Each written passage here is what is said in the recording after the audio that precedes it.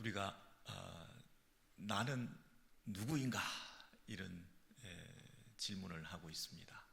특별히 헌신 예배에 우리가 몸을 바쳐 우리의 삶을 드린다, 몸을 드린다, 인생을 드린다.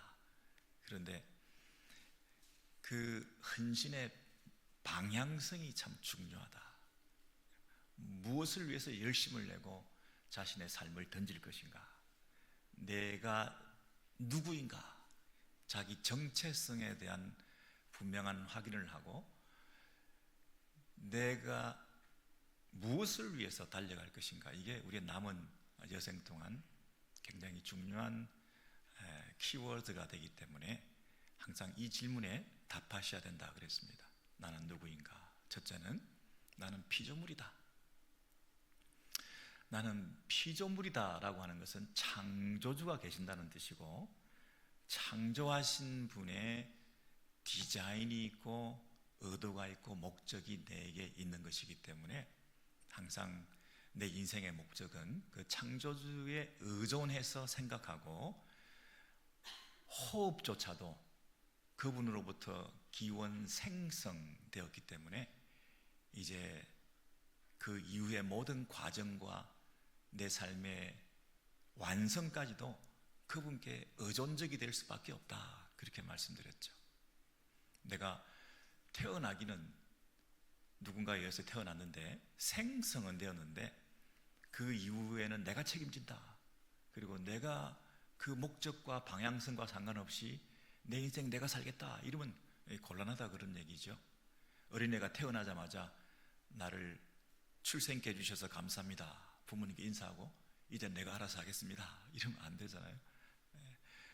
그 부모의 기대를 인식할 필요가 있죠. 그리고 그 부모에게 의존하고 살아가야 될 분명한 이유가 있는 거죠. 태어나자마자 이제 부모로부터 결별하고 내 인생을 살아가서도 안 되겠지만, 어린애가 이제 얼마 안 되었는데 학교도 안 가고 나는 먹고 사는 게 걱정되니까 오늘은 어떻게 뭘 먹고 살아야 되냐. 자기가 앵벌이를 하든지 자기가 막 장사를 하든지 자기가 뭔가 어린 녀석이 노동을 해가지고 학교도 안 가고 자기 먹거리 내가 해결했다고 하면 그 부모가 기특하다, 그렇게 얘기할 사람, 그런 부모 없잖아요. 부모의 기대에 맞춰서 공부할 때 공부하고 먹고 마시고 입고 하는 것들은 부모에게 맡겨 드릴 필요가 있죠. 어린애들은, 그죠? 아직까지는. 그런 것처럼 우리가 피조되었다 하는 이 내 존재와 정체성에 대한 확인을 하면 내 삶의 목적과 방향성에 대해서, 그리고 그분에 대한 의존성에 대해서 내가 누구를 의존하고 누구의 목적대로 살아야 되느냐에 대해서 분명히 깨닫게 된다, 그렇게 말씀드렸죠. 근데 시도 때도 없이 내 안에 있는 죄성이라고 하는 것은 자기 독립성, 자존성, 이런 것들로 인해서 하나님으로부터 떨어져 나가려고 하는 자기 중심성, 하나님을 중심으로 매사에 그분을 의존해서 그분을 의지하고 살아가는 것이 아니라 그분으로부터 독립선언서를 낭독하고 이제부터는 내 힘으로, 내 안에 있는 자생적인 능력으로 내가 원하는 대로 그렇게 살아보려고 하는 그런 근본적인 죄성이 우리 안에 있다. 그래서 나는 누구인가? 첫째는 피조물이다. 둘째는 죄인이다. 그래서 내가 죄인이다 하는 그 인식을 먼저 할 때 이 죄를 어떻게 처리하냐, 내 안에 있는 근본적인 이 자기 중심성을 어떻게 극복하냐, 이게 내 인생의 필사적인 헌신의 내용이라는 거예요. 내 몸을 던져서, 내 몸을 바쳐서 내 인생을 걸고 이 죄와 싸우는 것, 내 안에 있는 이 죄를 해결해내는 것, 이것을 해결하지 않으면 자기 중심성대로, 내 안에 있는 본성대로, 내 속에 있는 어떤 자기의 욕구와 디자이어대로 내 인생을 경영하고 흘러가게 만들고 시간과 물질을 쓰게 되면 그 인생이야말로 방향성을 상실한 거죠. 하나님의 목적과는 상관없이 살아가게 된 거죠. 그런 분이 교회 안에 와서 심지어 목사가 되고 장로가 되고 집사가 되고 권사가 되고 직분을 가지고 오랫동안 교회를 다녔다 할지라도 자기 중심성으로 똘똘 뭉쳐있는, 종교적인 열심은 있으나 하나님에 대한 신실한 섬김이 없는 그런 모습으로 인생을 살게 되면 그것보다 큰 비극은 없다. 그래서 항상 우리가 조심해야 될 것은 내가 누구인가 이 질문을 하고 또 그 질문에 걸맞는 죄와 싸우는 것, 죄를 이기는 것, 여기에 목숨을 걸어야 된다. 잠시라도 허점을 틈을 두면 내 안에 이 죄라는 그 서식처가 너무 양질의 잘 자라기에 좋은 그런 이 토양을 내가 가지고 있기 때문에 세상의 유혹과 세상의 어떤 그 흐름, 문화, 세상의 이 분위기 이런 것들이 내 안에 아주 좋은 서식처와 토양이 있기 때문에 이것이 서로 만나고 짝하고 하다 보면 둘이서 짝짝꿍을 해가지고 내 안에서 그것이 무럭무럭 자라나게 된다. 잠시만 돌보지 않으면 비온 뒤에 뒷마당에 잡초가 이만큼 우거져 있는 것처럼 잠시만 이 밧줄로 메어 놓지 않으면 항구에 정박한 배가 저 멀리 망망대한 바다 속으로 떠내려가게 되는 것처럼 내 인생 나도 몰라 어디로 가게 될지 몰라요. 늘 붙들어 매고 늘 깎아내고 늘 정리하지 않으면 내 인생이 너무나 하나님과는 멀어질 가능성이 참 많다는 거예요. 그래서 어찌하든지 순회에 모여 있고 말씀을 나누고 매일 성경을 읽고 하나님과 가까워지려고 하고 스스로 자기 정체성에 대한 질문을 하면서 그걸 다독거려 놓지 않으면, 자기를 설득하지 않으면 이걸 이길 수가 없다. 왕이신 나의 하나님, 그 찬송을 부르면서 왕이신 그분을 인정해 놓지 않으면 내가 맨날 왕노릇하게 마련이라는 거죠. 그래서 오늘 읽어주셨던 그 로마서 6장의 그 본문을 이렇게 보시면 하나야, 복음이 있는데 내가 이 처리하기 어려운 이 죄 문제를 어떻게 처리할 수 있을까? 그 부분에 대한 이 희소식이 하나 있는데 뭐라고 얘기를 하냐면 로마서 6장 우리 11절에 결론적으로 오늘 쭉 읽어주셨던 그 본문의 결론에 이렇게 나와 있어요. 이와 같이 11절에 너희도 너희 자신을 죄에 대하여는 죽은 자요. 여러분, 죄에 대하여 죽은 자요, 그리스도 예수 안에서 하나님께 대하여는 살아있는 자로 여길지어다. 여러분, 우린 죄 문제에 대해서 지금 관심이 있잖아요. 이 죄를 어떻게 하면 처리하나. 인간은 너무나 자기 중심적이어서 나는 자기 중심성이 없다라고 자랑하고 나는 자기 중심적이지 않는 삶을 산다라고, 내가 제일 자기 중심적이지 않다라고 얘기를 자랑하고 다닐 만큼 자기 중심적이라고. 언제든지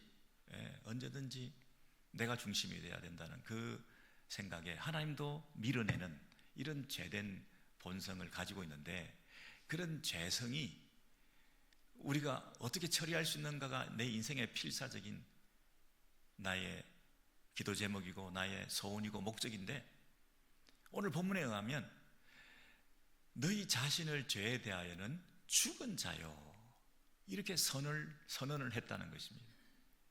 여러분, 죄에 대해서 죽었다 이 얘기는 죽은 자가 말이 없고 감각이 없는 것처럼 그 죄가 더 이상 나에게 영향을 미치지 못한다. 죽은 자니까. 죄에 대해서는 나는 죽은 자니 나는 더 이상 죄에 대해서 감각이 없고 죄가 나를 지배하지 못하고 죄가 나를 장악하지 못하는, 죄가 나에게 영향을 미칠 수 없는 그런 존재가 되었다고 분명히 얘기를 하는 거죠. 나는 죄인인 동시에 나는 죄가 해결된 자다. 나는 더 이상 죄와 상관없이 살아갈 수 있는 의로운 자다. 이렇게 이미 너희가 그렇다고 얘기를 하고 있는 거예요. 다시요. 나는 누구인가? 나는 죄인이다. 근데 동시에 나는 누군가 하면 죄와 상관없는 자다. 이렇게 말한다는 거예요. 근데 이게 가능한 일인가? 어떻게 내가 죄와 상관이 없어요? 여전히 죄는 나를 지배하고 내 안에서는 죄가 스물스물 꿈틀거리고 있기 마련인데 나는 죄와 상관없이 살 수 있다. 이거는 순 거짓말 아니에요? 죄에 대해서 죽었을 뿐만 아니라 우리는 살아있다 그랬습니다. 그리스도 예수 안에서 하나님께 대하여는 살아있다. 단순히 죄가 처리되었을 뿐만 아니라 사명과 용서만 받았을 뿐 아니라 이제 용서받은 이후에 새로운 삶이 있다. 이렇게까지 긍정적이고 적극적으로 우리 인생에 대해서 말씀해 주시는 거예요. 근데 끝에 여길지어다. 다시 한번 본문을 보시면 여길지어다. 이 얘기는 로기조마이라는 헬라어가 로고스라는 말에서 나왔는데, 로고스라는 말이 말씀, 교리, 약속 이런 것이라면 그 약속, 그 선포된 말씀 이런 것들이 로기조마이, 여길지어다. 그 말씀이 내 것으로 생각하고 내 것으로 만들고 장부에 기록하다 이런 뜻이 있거든요. 하나하나 장부에 기록하면서 이것을 내 것으로 만들어가는 작업, 이게 로기조마이라고 해서. 그래서 어떤 문제가 있을 때, 유혹을 받았을 때 내 안에서 이 죄성이 꿈틀거릴 때마다 내가 여길지어다. 사실은 나는 그런 존재가 아닌데 그렇게 선언할지어다. 이것이 우리가 해야 될 우리 쪽에서의 반응이라는 거죠. 사실 우리는 우리가 한 것을 믿는 것이 아니라 그분이 하신 것을 믿는데, 우리가 한 것을 가지고는 아무 내세울 것이 없지만 그분이 해놓으신 것을 내 것으로 믿고 받아들이고 여길지어다, 이것만 하면 된다고 말씀해 주시는 거예요. 근데 내가 어떻게 죄와 상관없느냐? 이것은 그리스도 예수 안에서 일어난 일이라고 11절에서 말하고 있죠. 근데 나는 죄와 상관이 있고 나는 여전히 죄가 내 안에서 역사를 하고 있는데 내가 죄와 상관이 없다라고 여길 수 있는 근거는 뭐냐면 그리스도 예수 안에 그 일들이 일어났다라고 말하는 거잖아요. 그래서 그리스도가 도대체 무슨 일을 하셨길래 나하고 연결이 되어서 그리스도 예수 안에서 연합이 됨을 통하여 이 일과 이 일이 연결되어서 하나가 됨을 통해서 나는 그 일을 한 적도 없는데 그분이 하신 일이 내 것이 되어가지고 내가 그렇게 되었다고 여길 수가 있게 되었냐. 그게 11절에 나와 있는 그 말씀의 근거는 이와 같이잖아요. 이와 같이는 10절이잖아요 10절에 보시면 10절에 보시면 그가 죽으심은 죄에 대하여 단번에 죽으심이요 그가 살아계심은 하나님께 대하여 살아계심이니 그랬죠.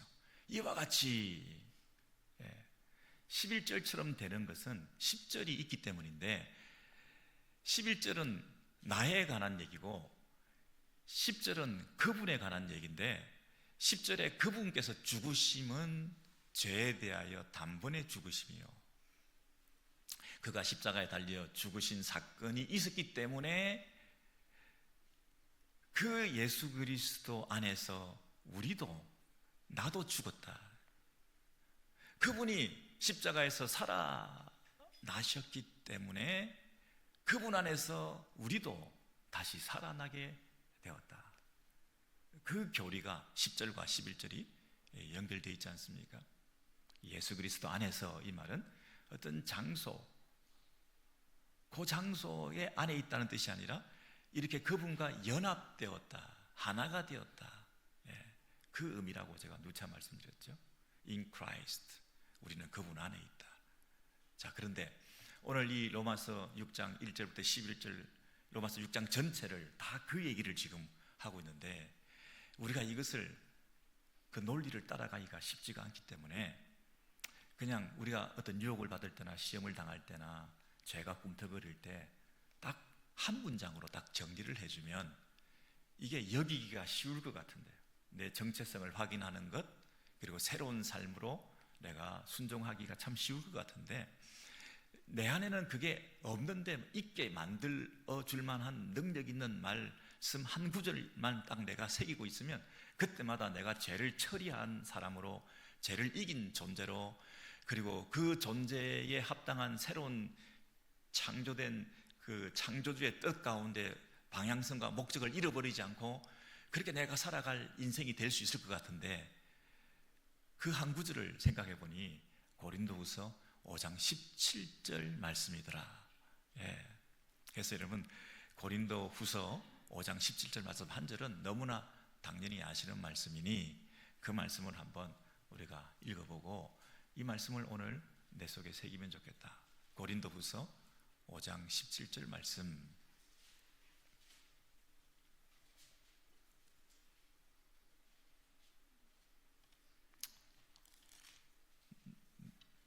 고린도후서 5장 17절 말씀. 그런즉 누구든지 그리스도 안에 있으면 새로운 피조물이라, 이전 것은 지나갔으니 보라 새 것이 되었도다. 우리 같이 한번 읽으시겠습니다. 시작. 그런즉 누구든지 그리스도 안에 있으면 새로운 피조물이라, 이전 것은 지나갔으니 보라 새 것이 되었도다. 이미 다 외우고 계시는 말씀인데요, 여러분, 여기서 제일 중요한 단어가 뭐겠습니까?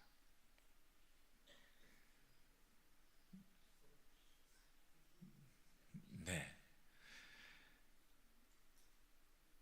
그리스도 안에 있으면, 그리스도 안에 있으면, 그리스도 안에 있으면의 반대말이 제가 뭐라고 그랬습니까?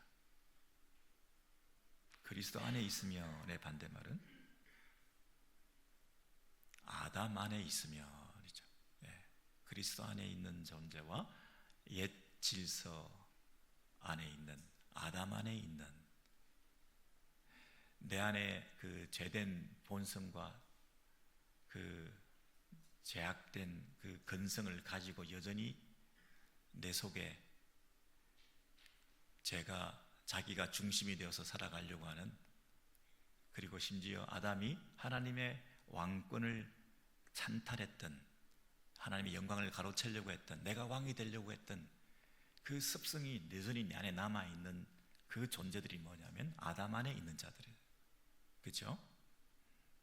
근데 이제 새로운 아담, 마지막 아담인 그리스도가 오셔서 이제 그 자기의 왕권을 포기하고 하나님의 왕권을 인정해 드리면서 온전히 그 왕의 명령에 순종한 새로운 아담,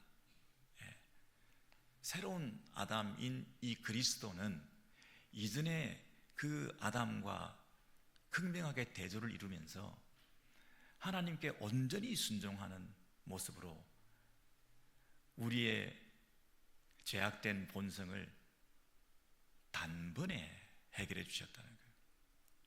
아까 로마서의 6장에 보면 단번에라는 말, 단번에라고는 한 번에라는 뜻이기도 하지만 근본적으로 우리의 과거와 현재와 미래의 모든 죄악된 본성을 단번에 근본적으로 온전히 남김없이 그렇게 해결해 주셨기 때문에 10절에 나오네요.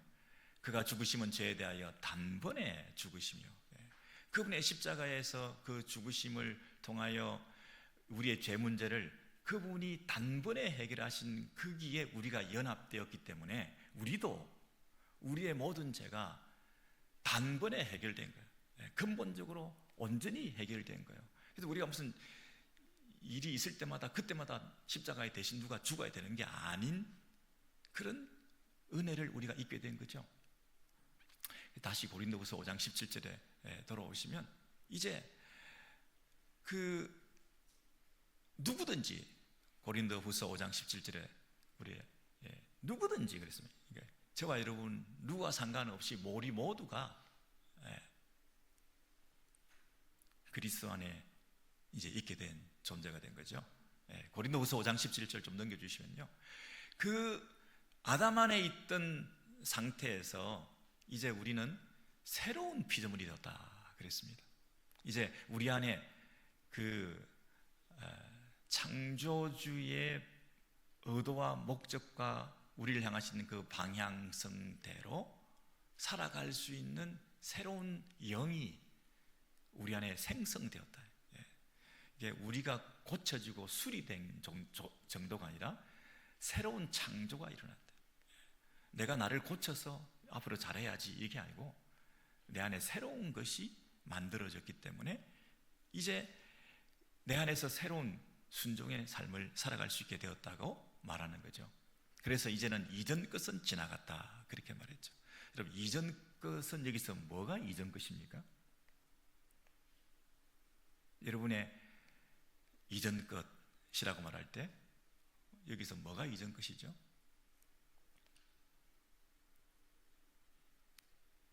그리스도 안에 있는 것의 반대말이 그리스도 안에 있던 것의 이전 것이 아담 안에 있던 것이에요. 그래서 아담 안에 있던 그 이전 것, 내 안에 죄된 본성이 펑션하면서 나를 지배하고 장악했던 그 시스템, 그 구조, 그런 삶의 방식, 그런 삶의 태도, 그런 삶의 방향성, 그런 것들이 다 지나갔다. 그리고 내 안에 새 것이 들어왔다. 새로운 영이, 새로운 창조가 새 마음을 내 안에 주셨다.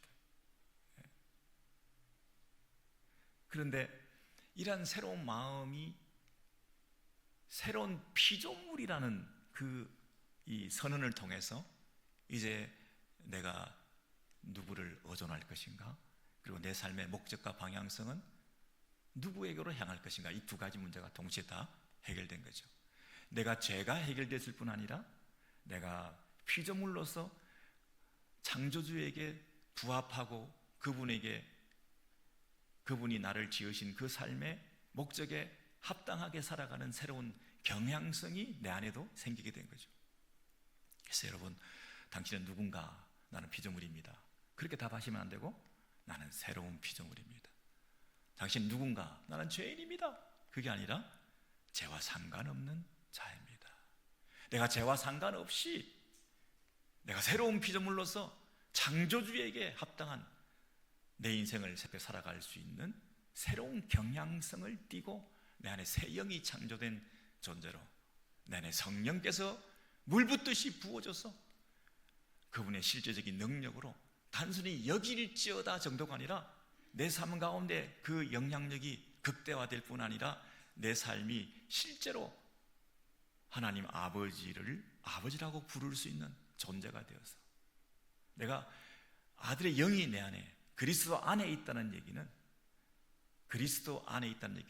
그리스도가 하나님의 아들이고 하나님을 아버지라고 부르는 그 아들의 영이 우리에게도 부어져서 내 안에 없던 창조주에 대한 감각이 회복되어서 그 창조주를 감히 아버지라 부를 수 있는 아들의 영이, 그리스도의 영이 내 안에 있으니 그리스도의 영이 아들의 영이기 때문에 내가 아들이 되어서 그 하나님 창조주를 아버지라 이렇게 부르는 내 안에 이 실존이 존재하게 되었다는 거죠. 그래서 하나님께 내가 아버지라고 부를 수 있는 그런 새로운 영이 내 안에 창조된 거죠.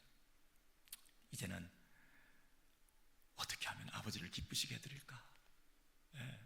철든 자식이 되어서 내 인생의 나머지 목표는 그저 종교인으로 살아가는 게 아니라 아들로서 그 아버지를 향한 철저한 의존성과 그리고 나를 향하신 계획과 목적에 합당하게끔, 그리고 나를 그 죄 가운데 당신의 아들까지 내어 던지시며 죽이시고 나의 죄 문제를 정리해 주시고 처리해 주신 죄와 상관없이 살아갈 수 있게 해주시고 새로운 순종의 본성을 내 안에 부어주셔서 그 하나님 아버지의 뜻대로 그분의 기대대로 살아갈 수 있도록 만들어주신 새로운 디자이어를 나에게 부어주셔서 내가 순간마다 유혹을 받을 때마다 문제를 만날 때마다 이 말씀을 선포하면서 그런 적 누구든지 그리스도 안에 있으면 새로운 피조물이라. 이전 것은 지나갔으니 내 안에 있는 그 죄악된 본성들은 다 정리가 되었으니 예수 그리스도 단번에 나의 이 자기 중심성을 깨뜨려 주시고 하나님 앞에서 하나님을 아버지라고 부르며 하나님 아버지의 그 뜻에 합당한 삶을 살아가도록 내 안에 새로운 영을 부어주시는 그 뜻대로 내가 살아갈 수 있는 존재가 되었습니다. 이제 그건 지나갔다. 내 안에 있는 더러운 것은 물러가라. 사탄아 물러가라. 내 안에 있는 이 거짓되고 나를 속이는 이 시스템은 무너질지어다. 이렇게 속으면 안 된다. 아멘. 주님의 뜻대로 내가 살아가야지. 하나님 아버지 기뻐하신 대로 달려가야지. 내가 새 것이 되었는데 하는 그런 선언을 통해서 내 인생이 새로운 헌신을 하게 되는 거죠. 내 몸뚱아리를 이제 의의 병기로 바치게 되는 거죠. 그동안 죄의 이 부속물처럼 죄의 소모품처럼 쓰이던 이런 몸뚱아리, 내 생각들, 내 고집들 다 내려놓고 하나님이 기뻐하시는 그 뜻대로 내 삶을 바쳐야 되겠다. 이렇게 순간순간 내가 새로운 헌신을 다짐하게 되는 거 아닙니까? 내가 늘 눈만 뜨면 자기 중심성으로 오늘 나를 위해서 뭘 먹을까, 뭘 마실까, 뭘 입을까, 나를 위해서 뭐 좋은 걸 할까 그렇게 생각하다가 눈만 뜨면 왕이신 그분께 예배드리고 그분의 말씀 듣고 어떻게 하면 그분의 마음을 기쁘시게 해드리는 삶을 아들로서 아버지 앞에 살아갈까, 피조물로서 새로운 피조물로서 창조주 그분께서 원하시는 대로 오늘도 어떻게 하면 이 땅에서 살아갈까. 여러분 이런 새로운 디자이어가 막 내 안에 생겨서 어떤 일 중심이 아니라 그분과의 관계 중심의 삶을 살고 내가 원하는 목적을 이루어내는 성취욕에 내가 사로잡혀가지고 사는 것이 아니라 나를 통해서 하나님께서 얼마나 당신의 뜻을 이루시며 기특해 하시고 기뻐하실까. 내 성취욕이 아니라 그분을 기쁘시게 해드리는 그 삶에 내 삶을 던지면서 그렇게 하루하루 살아가는 것. 여러분 이것이 마태복음에서 무엇을 먹을까, 무엇을 입을까, 무엇을 마실까 염려하지 마라. 먼저 그 나라와 의를 구하라. 여러분 그 얘기의 결론이 뭡니까? 내일을 염려하지 마라. 내일은 내일이 염려하게 하라. 여러분 내일을 염려하지 마라 이 말이 인생이 괴로우니까 내일은 괴로움, 내일 괴로워하고 오늘은 그냥 오늘 괴로움으로 족하니까 그냥 이걸로 하루하루 소시민으로서 이렇게 힘들게 하루하루 살아가는 그런 차원에서 내일을 염려하지 말라고 한 게 아니라 오늘이든 내일이든 염려하지 말라요. 왜? 천부께서 너희가 있어야 할 것을 다 아신다. 천부가 누굽니까? 하늘 아버지께서, 그 하늘 아버지가 이 세상을 만드셨다. 들의 백합화도 만드시고 공중의 새도 만드시고 창조주에게 의존하면서 살아가면 그 창조주가 우리에게 공급하시고 인도하시고 보호하셔서 너 삶을 너희가 입을까 뭘 마실까 그렇게 염려하는 것보다 더 풍성하게 먹이시고 더 아름답게 입히신다. 네 몸을 위하여 뭘 입을까 염려하지 마라. 들의 백합화를 봐라. 얼마나 더 잘 입히냐. 뭘 먹을까 목숨을 위하여 양식을 위하여 염려하지 마라. 공중의 새를 보라. 내가 더 잘 먹인다. 그런데 너는 네 몸을 위해서 뭘 입을까 목숨을 위하여 뭘 마실까 먹을까 그 의식주 문제, 인생의 환경과 상황 문제, 그 문제에 집착해 있으니까 그 문제에 집착하지 말고 네 목숨을 누구를 위해서 드릴까, 네 몸뚱아리를 누구를 위해서 바칠까? 그걸 먼저 생각하면 나머지 그 모든 필요를 하나님께서 채워주시지 않겠냐?